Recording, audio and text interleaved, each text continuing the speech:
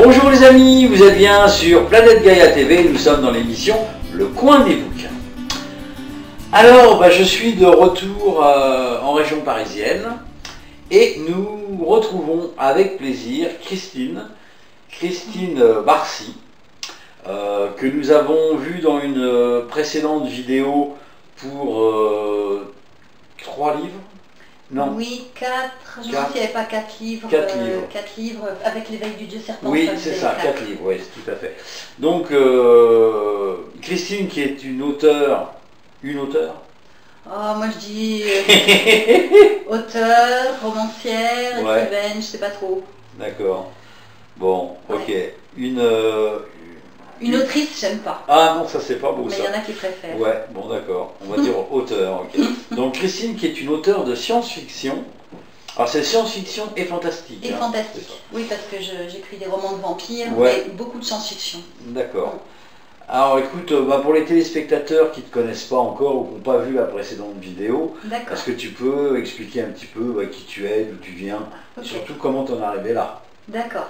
Ok. Bon, toute jeune, j'aimais écrire un journal intime, des poèmes, parfois un peu tristounets à la Baudelaire, on va dire, quand je devais aider mes parents à la station-service sur l'heure du déjeuner. Ouais, d'accord, ok. Voilà. Et un peu plus tard, vers l'âge de 16-18 ans, je m'étais promis qu'un jour je serais écrivain.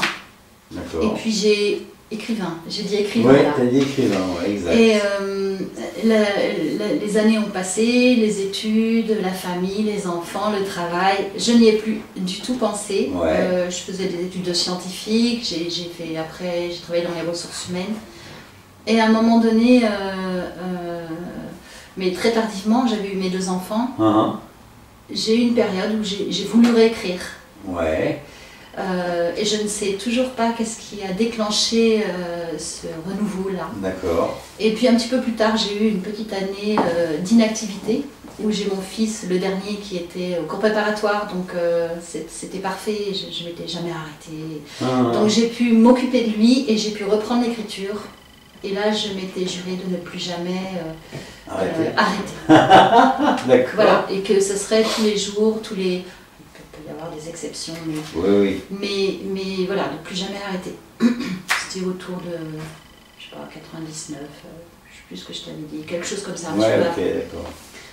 Et par contre, du coup, j'ai écrit un roman, un manuscrit, peut-être qui fait 25 pages, un scénario. Ouais. Après, toujours dans mes rêves, j'avais l'idée d'un autre scénario, donc je l'écrivais. Ouais. Et puis je revenais au premier que j'enrichissais de 25 pages, peut-être ça allait à 125 pages, 150. D'accord. Et je reprenais l'autre. Une fois achevé que j'estimais à ce moment-là achevé pour sa première réécriture, je passais à un autre et j'ai tourné. Jusqu'à ce que j'ai, je sais pas, 25-30 romans. Oh là là. Alors il y en a qui sont encore à l'étape d'amorce, Ouais. mais j'ai l'idée, le rêve était là. D'accord.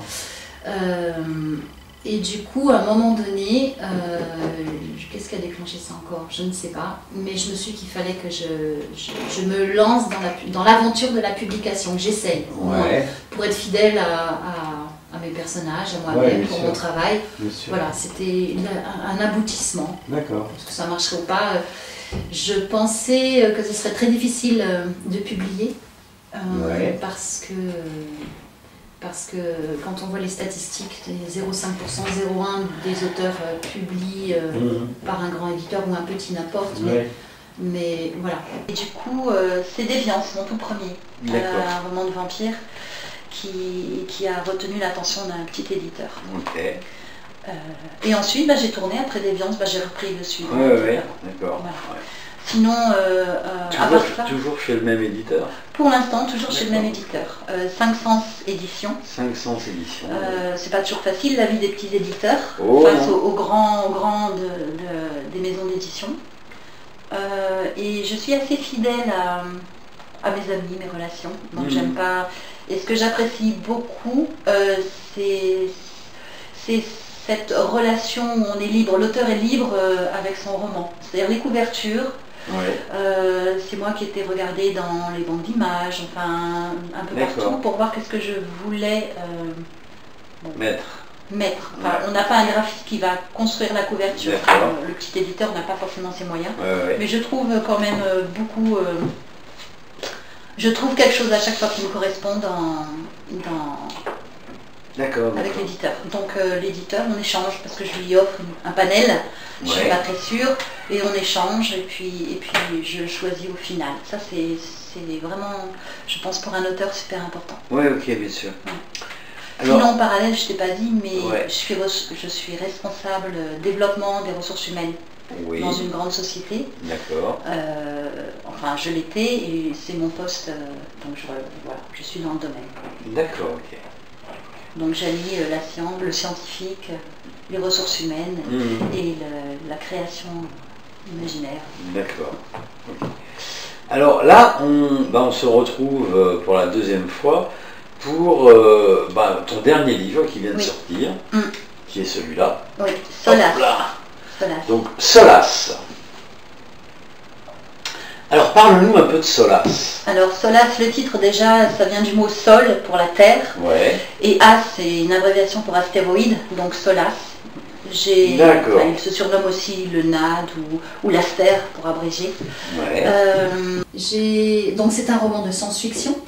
D'accord. Qui se passe bien après notre époque. Ouais. Entre-temps, il s'est passé...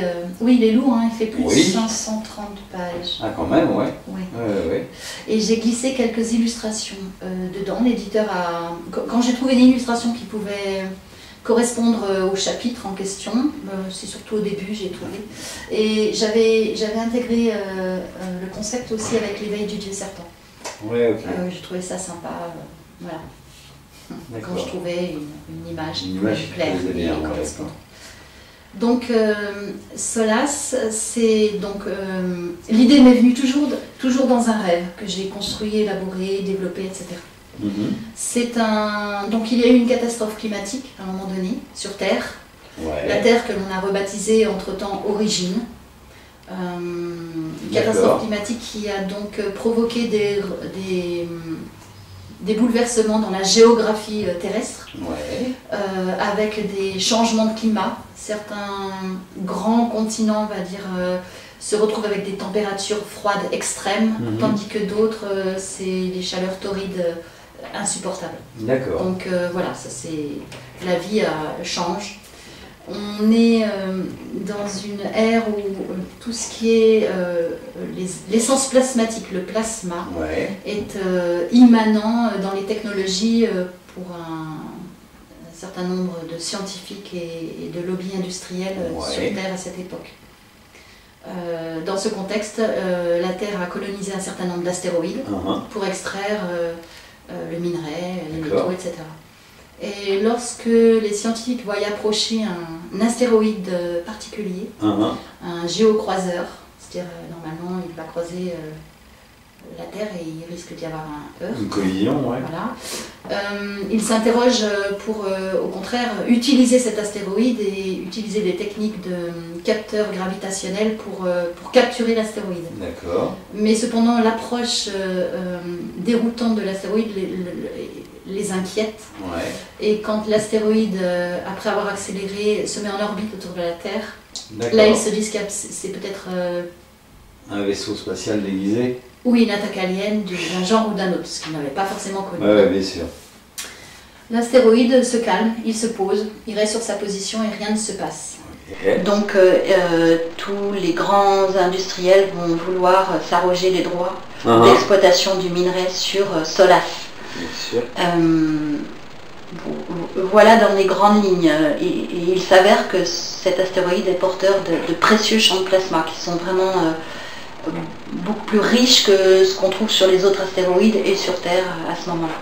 D'accord. Voilà. Entrent en jeu les personnages. Oui, bien sûr. Il y a pour le moment une héroïne et un personnage principal masculin aussi. Oui. L'héroïne est astrophysicienne. Toute jeune, elle voulait travailler dans l'astrophysique. Son père ayant travaillé dans des bases pour vaisseaux hors sol. Une tragédie a fait qu'il a eu un accident en termes mécaniques. Du coup, elle a voulu aller dans ce domaine et beaucoup plus loin, dans l'astrophysique, mais aussi la mécanique, etc. Donc elle va se faire recruter sur l'astéroïde en tant que technos au départ, technicienne, pour pouvoir se confronter au terrain de l'astéroïde. Ouais. En dépit de son jeune âge, elle doit avoir 23 ans dans le roman, en dépit de son jeune âge, elle cumule un certain nombre d'expériences et de missions sur d'autres astéroïdes, avec certains qui pouvaient être plutôt dangereux. Mais il y a une évolution dans le personnage ou elle est toujours au même âge? Non, là, on la voit toute jeune à un moment donné, et après, dans les 23 ans, ça va être la période. Là, voilà. L'aventure se passe quand elle a 23 ans. Voilà, c'est ça. Et l'évolution va se faire plutôt intérieurement et techniquement à ce moment-là. Avec les autres personnages, les relations avec les autres personnages qui s'enrichissent. Ouais. On l'a recrutée en tant que technicienne, mais on la remarque pour ses compétences, donc elle passe vraiment en tant qu'ingénieure astrophysicienne. On lui demande de travailler sur des procédés de recherche nouveau cri, on va dire, en utilisant des techniques telles les hautes technologies laser, les accélérateurs de particules, en mêlant un travail au niveau de la génétique. Et en utilisant ce fameux plasma, cette essence plasmatique qui peut varier, dont les paramètres peuvent varier. Mais est-ce que... parce que quand tu écris un roman, il y a toujours on va dire une expertise scientifique dedans. Oui, c'est vrai. Pour l'instant, elle change à chaque fois.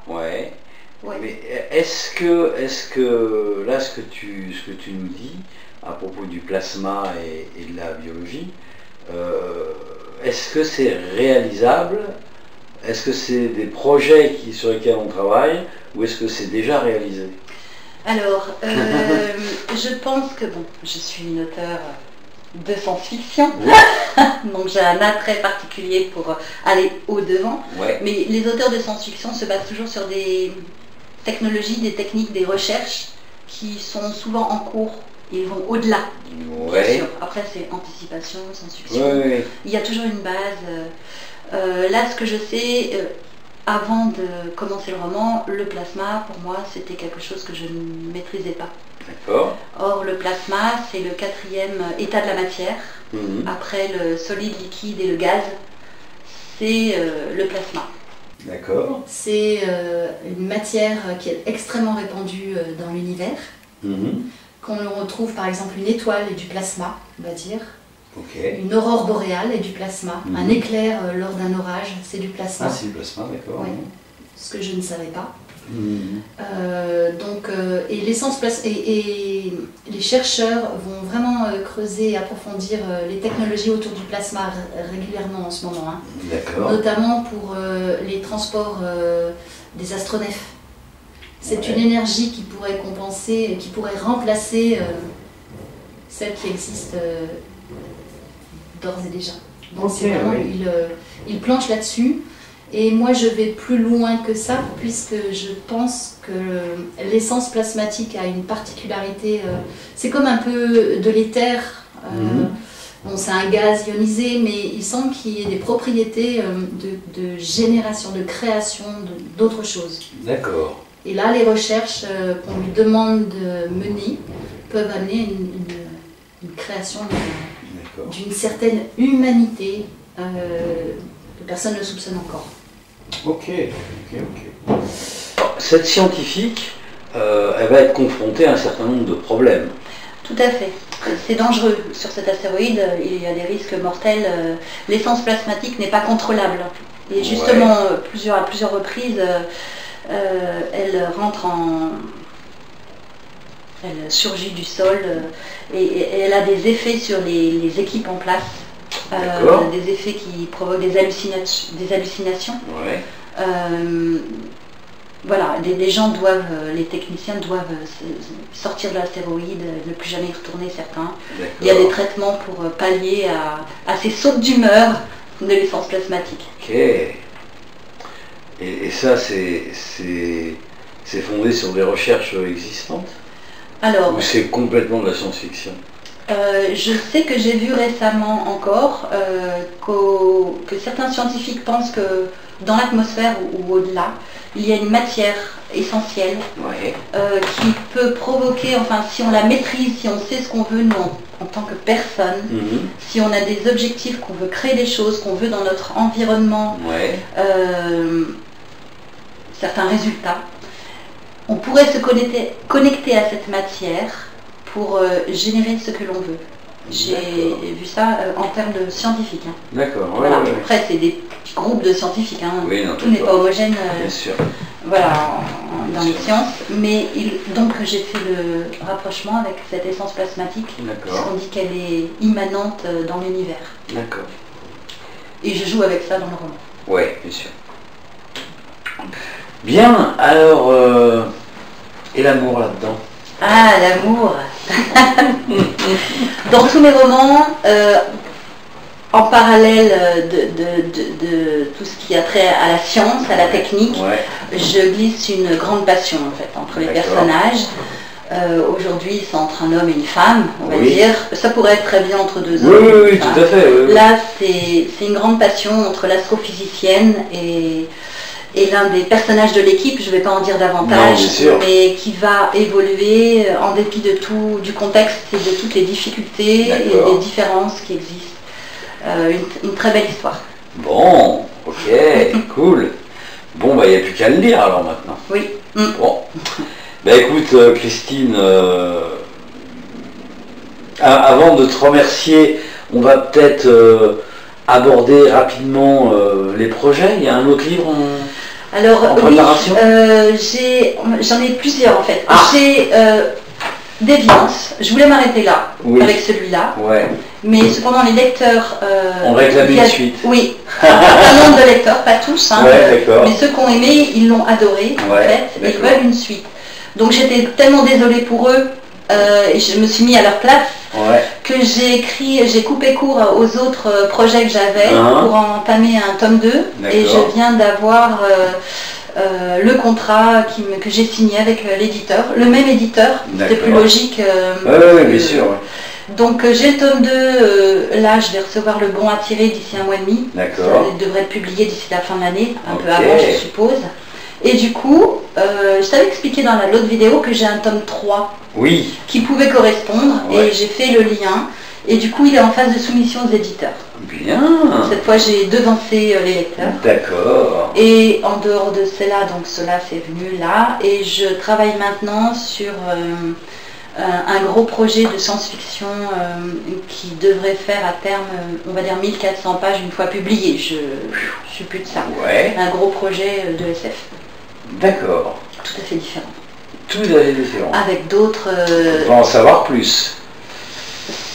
Non. Disons que la Terre a dû se disséminer du fait de problèmes de radioactivité qu'elle a elle-même créés. Oui, bien sûr. Et pour pallier aux problèmes et aux dangers mortels de cette radioactivité, les scientifiques vont devoir créer des mutations. Et disséminer un peu partout sur les autres mondes alentours, et ça va être le développement de ce sujet. D'accord. Bon, bah écoute, on a hâte de revenir te voir, parce que ça voudra dire qu'il y a un nouveau livre d'écrit. Alors celui-là, il va me mettre une année à mon avis. Oui, non, d'accord. Mais on va se revoir pour la suite de... Ah bah oui, tu as raison. Oui, tout à fait. Et puis je vais assister au salon, je me suis inscrite au salon fantastique du 31 octobre, 1er 2 novembre. Il y a un grand salon très connu, Port de Champéret, où paraît-il il va y avoir de grands personnages, à ce qu'on m'a dit. Il va y avoir énormément de monde. D'accord. J'aurai un stand avec un autre auteur de notre maison d'édition, 500 Éditions. D'accord, 500 Éditions. Notamment. Ok, bah écoute Christine, merci beaucoup de nous avoir reçus chez toi, dans ton intimité. Merci de nous avoir fait partager, découvrir ce nouveau roman, et on attend avec impatience la suite. D'accord. Merci. D'accord. Chers amis, vous êtes bien sur Planète Gaïa TV, nous sommes toujours dans l'émission Le Coin des Bouquins, et je vous dis à très vite pour de prochaines aventures. Au revoir. Voilà les amis, l'émission est maintenant terminée. Alors j'espère que ça vous a bien plu. N'hésitez pas à faire un j'aime, le pouce vers le haut, de façon à nous montrer que vous êtes satisfait. Mettez-nous des commentaires, parce que d'abord ça fait toujours plaisir, et puis en plus ça nous permet d'améliorer nos vidéos. Faites-nous les réflexions qui vous semblent justes. Si vous avez des questions à poser à l'intervenant, posez-la, nous on va transmettre, il n'y a pas de problème avec ça. La règle, c'est bien sûr le partage. Plus vous allez partager, plus on sera connu. Plus on sera connu, plus on aura de soutien, et donc on pourra faire du travail de meilleure qualité encore. N'hésitez pas à aller sur la plateforme Tipeee, l'adresse est en dessous de la vidéo. La plateforme Tipeee, c'est notre plateforme de financement participatif, ce qui nous permet de pouvoir continuer, pouvoir exister, de changer notre matériel et de nous déplacer. Donc vous pouvez faire un don de 1 euro à, je sais pas moi, 1 million d'euros, si ça vous fait plaisir, d'une manière mensuelle, donc avec un engagement, ou d'une manière ponctuelle, c'est-à-dire juste une fois. Plus on aura de sous de votre part, plus on aura un budget prévisionnel conséquent, et donc plus on pourra prévoir de vidéos. On pourra prévoir aussi de changer notre matériel, encore une fois, de façon à avoir un matériel encore plus performant. Actuellement, on sort une vidéo par semaine, tous les lundis. Et là, le but de cette année, c'est progressivement d'arriver à 2 vidéos, donc une autre le jeudi. Donc vous allez voir apparaître des nouvelles vidéos de temps en temps, mais de plus en plus souvent le jeudi, donc pour arriver à 2 vidéos. Pour ça, on a besoin de vous, parce que sans vous, sans votre argent, qui est le nerf de la guerre, malheureusement, on ne pourrait pas exister. Donc je vous remercie d'avance pour votre soutien, et je vous dis à bientôt pour de prochaines aventures. Au revoir.